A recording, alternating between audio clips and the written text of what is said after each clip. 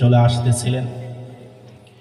রব্বে কারীম তাবারক ওয়া তাআলা রব্বুল আলামিন বললেন, হাবিব আপনি শুনে নেন, আপনার যে উম্মত ৫ ওয়াক্ত নামাজ ইহতিমামের সাথে আদায় করবে, মনোযোগ দিয়ে আদায় করবে, আমি আল্লাহ তাবারক ওয়া তাআলা রব্বুল আলামিনকে রাজি করার জন্য আদায় করবে, আমি আল্লাহ তাবারক ওয়া তাআলা আপনার ওই উম্মতকে ৫০ ওয়াক্তের সওয়াব দান করে দিব।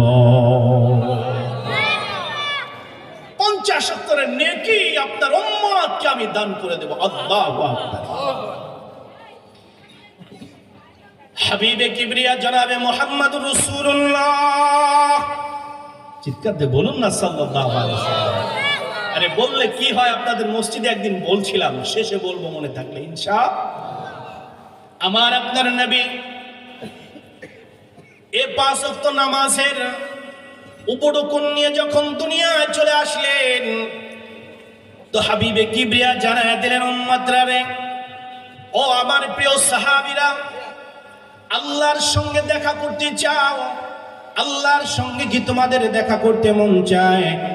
আল্লাহর সঙ্গে কি তোমাদের কথা বলতে মন চায়? আল্লাহর সঙ্গে কি তোমাদের দিদার করতে মন চায়? বলে হ্যাঁ, আল্লাহর সঙ্গে তো দিদার করতে মন চায়, দেখা করতে মন চায়।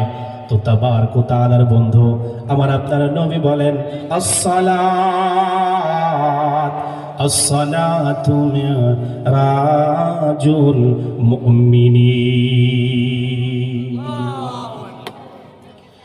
ও আমার সাহাবা আজমাইনেরা, ও আমার প্রিয় কলিজার উম্মতেরা, আল্লাহর সঙ্গে যদি তোমরা দেখা করতে চাও, আল্লাহর সঙ্গে যদি তোমরা কথা বলতে চাও, আল্লাহর সঙ্গে যদি তোমাদের ভালোবাসা স্থাপন করতে চাও, তো তোমাদের জন্য আমার ঘোষণা হলো, আসসালাতু মিরাজুল মুমিনিন।